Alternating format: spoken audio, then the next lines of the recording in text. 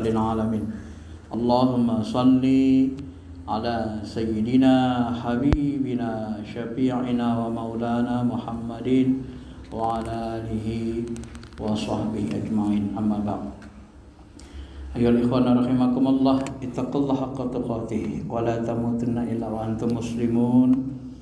Faqala ta'ala fi kitabihil karim, a'udzu billahi minasyaitonir rajim. Bismillahirrahmanirrahim.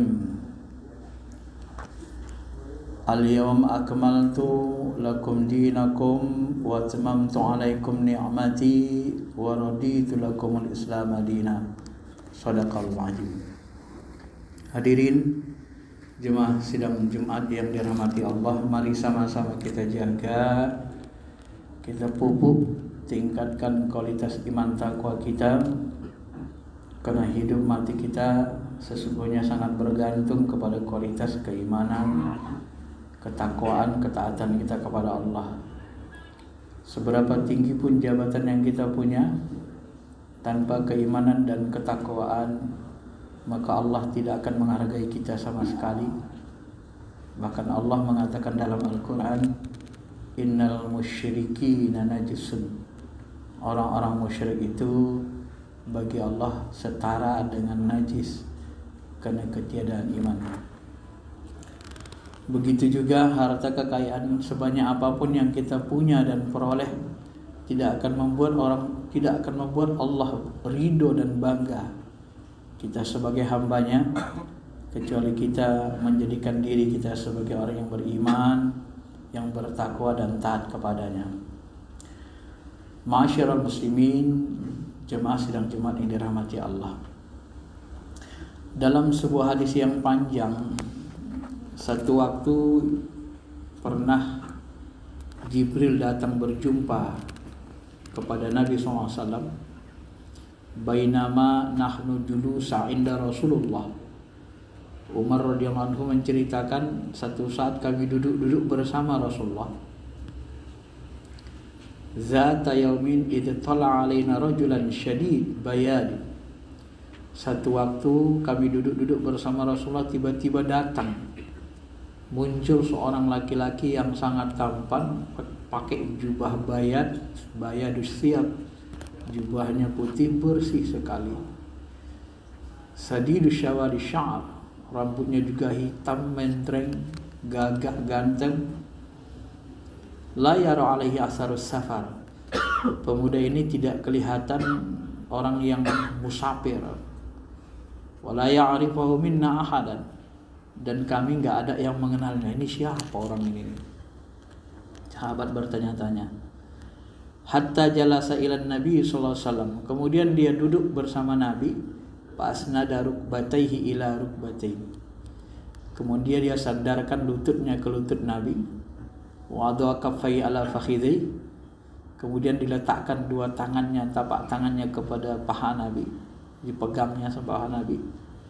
Tiba-tiba dia katakan, "Ya Muhammad, akhbirni anil Islam." Hai Muhammad, kasih tahu aku sebenarnya Islam itu apa. Maka Nabi menjawab, al-Islamu an tashhada an la ilaha illallah wa anna Muhammadar Rasulullah wa tuqimus shalah. Islam itu kau bersyahadat, bersaksi Allah Tuhanmu, Muhammad Rasulmu, kau mendirikan salat, tu'tiyaz zakat, tunaikan zakat, puasa Ramadan, dan naik haji bagi yang mampu. Lalu dia mengatakan, sodakta, fa'ajibna lahu yas'alahu wa yusaddaq. Maka kami kagum, kok dia benarkan kata-kata Nabi. Dia bertanya, dia pula yang membenarkan. Kemudian dia tanya lagi Nabi Muhammad SAW, Pak akhbirni anil iman. Apa yang dimaksud dengan iman ya Rasul? Antuk minallah wa malaikatihi wa kutubihi wa rusulihi wal yaumil akhir wa tu'minu bil qadari khairi wa syarri. Kau beriman kepada Allah, malaikat, kitabnya, rasulnya, hari akhir, dan takdir baik dan buruk yang Allah ciptakan. Kemudian Jibril mengatakan lagi, sodakta, ya, benar engkau. Yang terakhir Jibril bertanya, ya, Pak akhbirni anil ihsan. Apa yang dimaksud dengan ihsan, Nabi Muhammad? an ta'budallah ka'annaka tarah fa illam takun tarah fa innahu yakhar. Ya. Engkau menyembah Allah seperti benar-benar menyaksikan melihat Allah. Kalau hatimu tidak mampu demikian, maka ketahuilah bahwa Allah sedang memperhatikanmu. Ma'asyiral muslimin, jemaah sidang Jumat yang dirahmati Allah. Apa yang ingin kita sampaikan dari hadis ini? Hadis ini adalah ilmu dasar. Ilmu dasar pokok-pokok yang wajib kita pelajari dalam agama. Apabila kita muslim, maka kita harus belajar rukun Islam dengan baik. Apa rukun Islam? Tadi sudah disebutkan ada 5. Maka ilmu yang paling penting wajib kita pelajari ilmu tentang Islam. Bagaimana syahadatnya benar, bagaimana tata cara sholatnya bagus, puasanya benar, bagaimana zakat kita benar-benar kita keluarkan, ya. Tidak merasa berat, tidak menyembunyikan harta kita, ya. Termasuk haji bagi yang mampu, segera daftar haji. Masalah umur nanti di tangan Allah, tapi kalau kita sudah niat haji, insya Allah Allah sampaikan niatnya. Jangan berlama-lama, apalagi sekarang sudah kuotanya makin banyak, makin lama waiting listnya, ya. Nah, ini harus kita lakukan dengan baik, sebaik-baiknya kalau kita mengaku seorang muslim. Begitu juga kalau kita merasa orang beriman, kita harus belajar ilmu akidah. Nah, kalau yang tadi tentang Islam, ini nanti dikaji, dirinci ulama, maka lahirlah namanya ilmu fikih, usul fikih. Maka sebenarnya ilmu fikih, usul fikih itu wajib dipelajari umat Islam, minimal sebatas untuk melaksanakan kewajiban rukun Islam ini, ya. Kalau enggak kita pelajari, ya berdosa kita. Bagaimana kita menyempurnakan Islam kita sementara kita enggak tahu cara sholat yang benar, enggak ngerti bagaimana cara puasa yang benar, haji yang benar, zakat yang benar. Maka ini termasuk bagian dari kewajiban agama. Begitu juga rukun iman, kita beriman kepada Allah, malaikat, rasul, kitab. Nah, ternyata rukun iman yang 6 ini semuanya sekarang menjadi gaib. Allah itu gaib, gak kelihatan. Malaikat gak kelihatan. Kitab-kitab gak kelihatan. Yang kelihatan cuma tulisannya sekarang. Kapan turun Quran, kita gak lihat turunnya kapan, ya. Kita gak lihat kapan dia ditulis. Kita hanya melihat bekasnya. Ini Quran. Kita gak ngalami. Apalagi kitab-kitab sebelum Quran. Beriman kepada hari akhir. Hari akhir gak kelihatan. Beriman kepada qada dan qadar, baik dan buruk, enggak kelihatan juga. Jadi iman itu kaitannya kepada yang gaib. Maka di dalam surah Al-Baqarah ayat pertama sekali, alif lam mim dzalikal kitabul la raiba fihi hudal lil muttaqin. Alif lam mim, kitab ini petunjuk bagi orang yang takwa. Orang yang takwa itu apa? Alladzina yu'minuna bil ghaib. Nah, ini yang pertama. Ciri orang bertakwa itu adalah mereka percaya kepada yang gaib. Sebab kalau nggak ada imannya, gimana dia mau bertakwa? Nggak percaya sama Allah dengan malaikat dengan rasul, ya bagaimana mau jadi bertakwa? Nah, ini kunci keimanan. Maka ilmu keimanan ini digali, diurai ulama kita. Dari lahirlah nanti yang namanya ilmu akidah, ilmu tauhid. Nah, ilmu akidah ini pun harus tidak boleh bertentangan dengan ilmu fikih, ilmu syariah. Ya, hati-hati. Apalagi sekarang banyak akidah-akidah yang menyimpang dari Ahlussunnah wal Jamaah. Ya, sama-sama pakai dalil ayat dan hadis, tetapi pemahamannya keliru. Sama-sama pemahamannya dari sahabat dan tabi'in, tapi satu ada yang lemah, ada yang kuat. Satu pemahaman sahabat yang maaf dalam tanda kutip sahabat yang awam, satu sahabat pendapat ahli ilmu. Jangan pandai-pandai kita milihnya. Ya. Misalnya saya contohkan.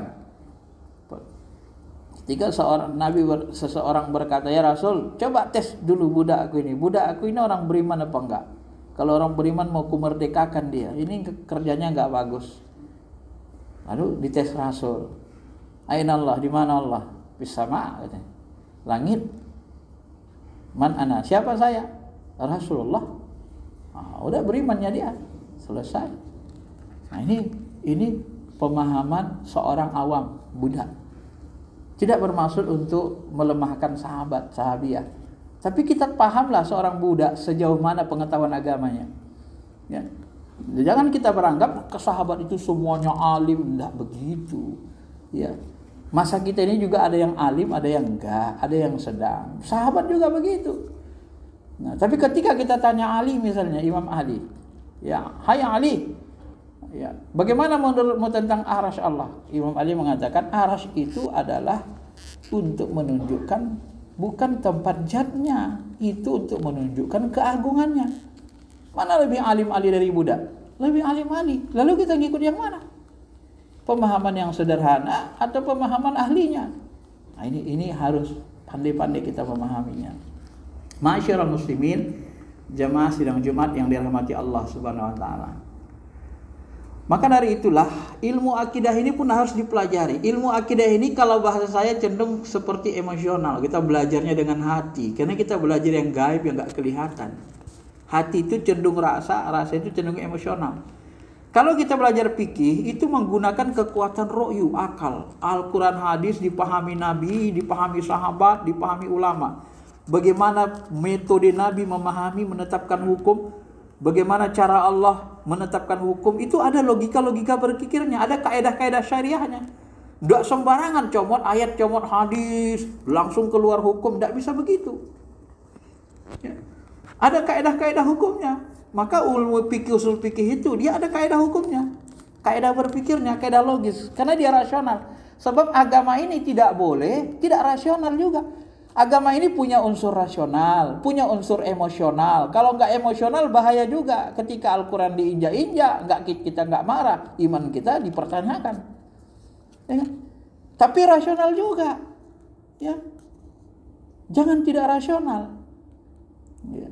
Kalau tidak rasional dalam syariah fikih itu orang susah menerimanya. Kenapa kita berani mengharamkan ganja? Berani kita mengharamkan misalnya narkoba. Karena narkoba dan ganja itu sama-sama merusak akal, sama dengan khamar fungsinya. Secara kias kan kuat dia. Masyarul muslimin, jamaah sidang Jumat yang dirahmati Allah. Maka sebahagian umat Islam ini pun ada yang terlalu emosional dalam beragama, tapi tak rasional, ada juga seperti itu. Kalau boleh saya contohkan misalnya, ini menurut ilmu Islam yang saya pelajari ini. Emosional tapi kurang rasional. Ketika mereka berhukum bukan dengan ilmu hukum Islam. Ilmu hukum Islam itu apa? Ilmu hukum Islam itu adalah fikih usul fikih. Dalam fikih usul fikih itu yang dimaksud dengan hukum adalah taklifi dan wad'i. Taklifi itu wajib, nadab, anjuran. Wajib perintah keras, nadab, anjuran, perintahnya tidak keras, ditinggalkan tidak ada hukuman. Apakah sholat sunat, sholat zuhur, sholat Jumat wajib? Wajib. Tinggalkan berdosa. Tapi sholat sebelum Jumat sunnah saja, anjuran saja. Sesudah Jumat anjuran saja, tinggalkan gak dosa. Puasa Senin Kamis anjuran saja, tinggalkan tak dosa. Itu anjuran. Itulah hukum. Isbatu syai' ala syai', menetapkan sesuatu atas sesuatu.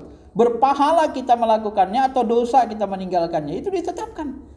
Maka hukumnya hukum taklifi, ada yang wajib, ada yang nadab, anjuran, ada yang makruh, ditinggalkan, enggak pahala kita dosa, tapi enggak disukai Tuhan, enggak sholat tahajud kita, enggak puasa Senin Kamis kita tinggalkan terus, tapi enggak pahala masuk neraka kita. Karena dia anjuran. Ada yang mubah, mau makan kita habis Jumat jam 1, makan kita jam 2, terserah, sebelum Jumat makan pun enggak ada masalah. Mubah. Tak ada perintah makan jam 1, jam 2, jam 3. Enggak ada larangan juga di situ. Enggak ada perintahnya, enggak ada larangannya, mubah. Kita lihat cara bersisir Nabi, ciri Nabi sibak kiri, sibak kanan, sibak tengah. Enggak ada perintah ngikuti sibak-sibak rambut Nabi. Enggak ada juga larangannya, mubah kata ulama usul. Tapi kalau tetap kita niatkan ngikut Rasul, karena niat kita itu tadi mencontoh Rasul, tetap ada pahalanya, kata Imam Hanafi pula. Ya. Walaupun dia sunnah kecil. Nah, begitulah rasionalitas hukum itu. Jadi berhukum itu rasional. Ada hukum wada'i sebab. Kenapa kita wajib sholat? Bahwa kita udah dewasa. Kalau anak-anak belum. Ya. Syarat. Apa syarat sah sholat? Wudu. Kalau enggak wudu, batal sholat kita. Mani penghalang. Boleh nggak kita lagi junub kita sholat? Nggak boleh. Lagi junub puasa? Nggak boleh juga. Maka kan aneh kalau ada orang mengatakan onan itu tidak batalin puasa. Kenapa? Ya, hadas besar itu kita nggak boleh puasa. Hadas batal itu nggak boleh kita sholat, nggak boleh puasa. Nah, karena tidak menguasai usul fikih dengan baik, tidak rasional jadinya. Nah, ini harus rasional. Karena tidak berhukum dengan hukum fikih usul fikih, akhirnya terjebak ke dalam berhukum dengan apa? Dengan ilmu hadis. Ilmu hadis itu dikenal ada sunnah, perbuatan, perkataan, takrir Nabi. Ada bid'ah, sesuatu yang tidak dikatakan Nabi. Sunnah bid'ah itu, sunnah itu sumber hukum. Al-Quran, sunnah itu sumber hukum, bukan hukum. Ilmu hukum itu mengatakan hukum itu ada taklifi dan wada'i. Lalu kenapa kita berhukum pakai sunnah bid'ah? Itu kan bukan ilmu hukum. Nah, ini tidak rasional namanya. Ini sama dengan kalau boleh saya umpamakan, sakit anak bapak bawa ke dokter anak. Ibu kita sakit ginjal, bawa ke dokter ginjal. Tapi ada orang gak rasional. Ibunya sakit ginjal, dibawanya ke dokter gigi.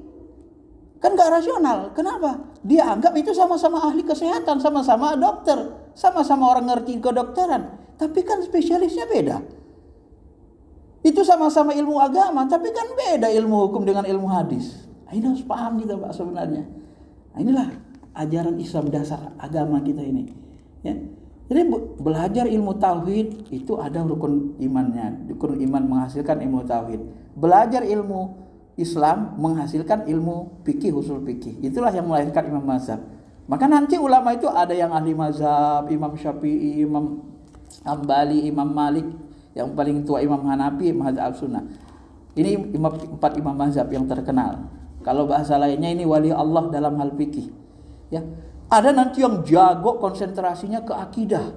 Kalau kita lihat sejarah yang berjuang keras menghantam aliran Mu'tazilah, aliran Syiah, aliran sesat, Murji'ah, aliran Khawarij, pemahaman-pemahamannya. Siapa yang menantangnya di masa tabi'in dan tabi'in? Yang ternyata dalam sejarah adalah Imam Asy'ari. Imam Asy'ari yang bersikeras, yang menantang keras, yang mensatukan pemahaman Al-Quran Sunnah dengan akal.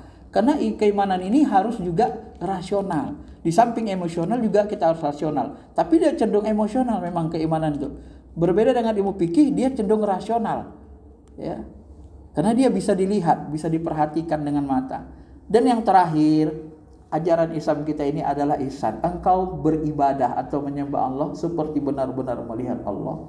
Nah, kalau yang tadi rasional, yang satu emosional, yang terakhir ini adalah spiritual Islam namanya. Kita menyembah Allah persis seperti benar-benar melihat Allah.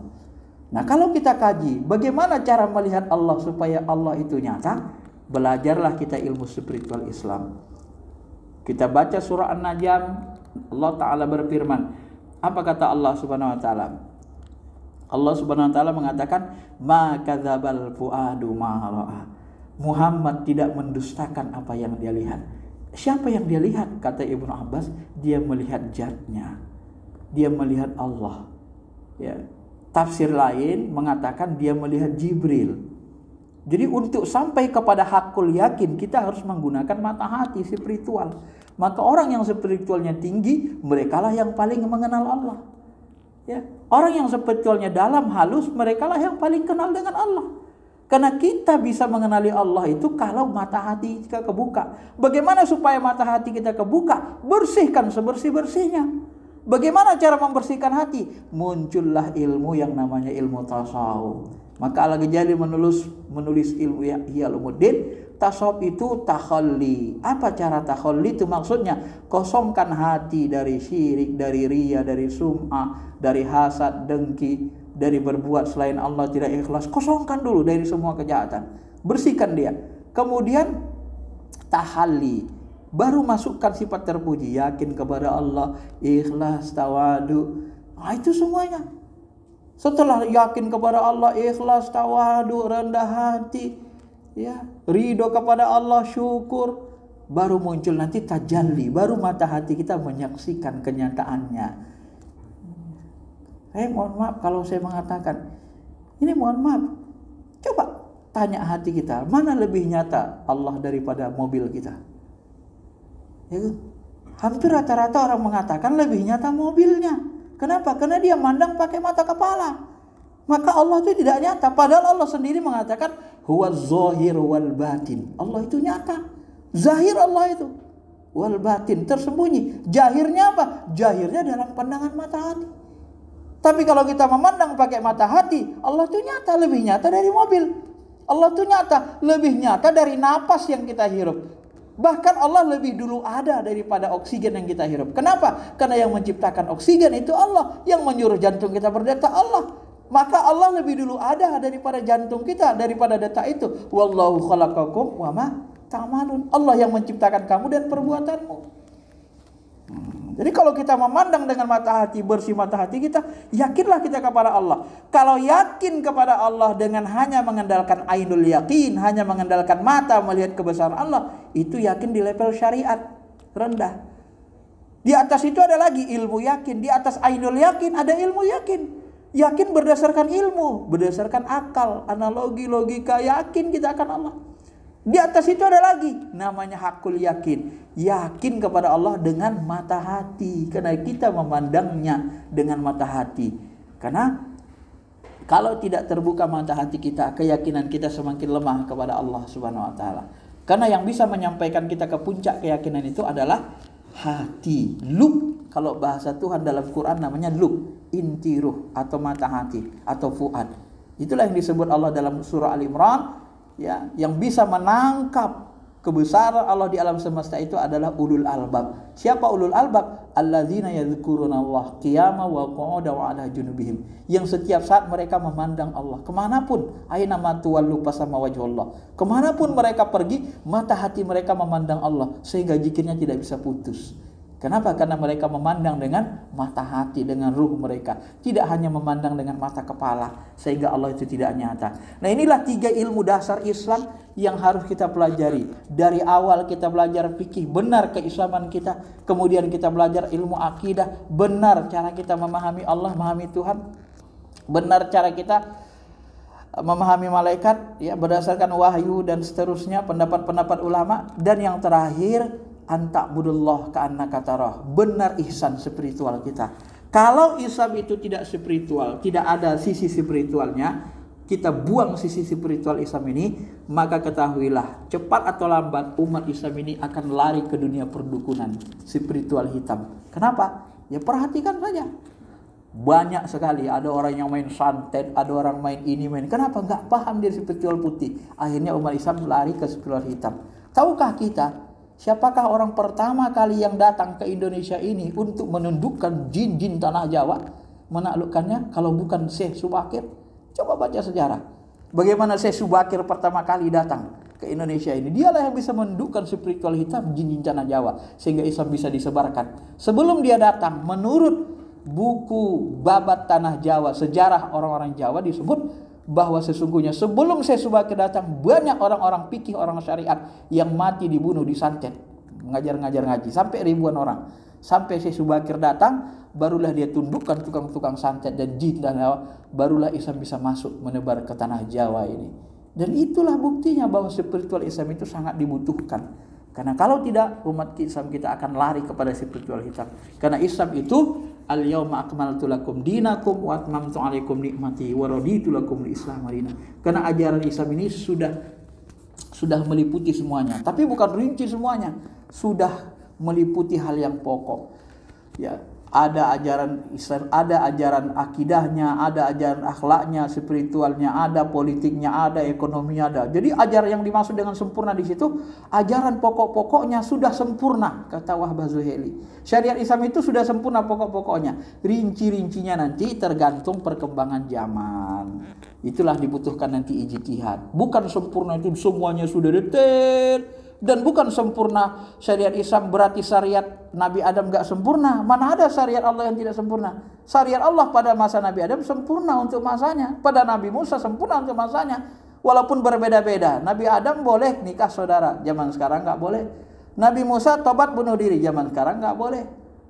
Beda syariatnya, tetapi tetap syariat Allah itu sempurna. Tetapi sekarang setelah Nabi Muhammad tidak ada lagi perubahan. Yang ada pengembangan-pengembangan ijtihad di dalam puruk-puruk cabang agama, bukan di dalam pokok-pokoknya.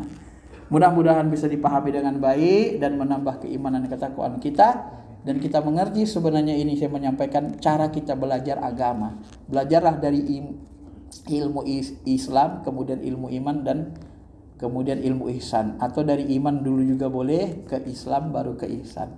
Barakallahu li wa lakum fil Qur'anil Karim wa nafa'ani wa iyyakum bima fihi minal ayati wa zikril hakim wa taqabbala minni wa minkum tilawatahu innahu huwal ghafurur rahim.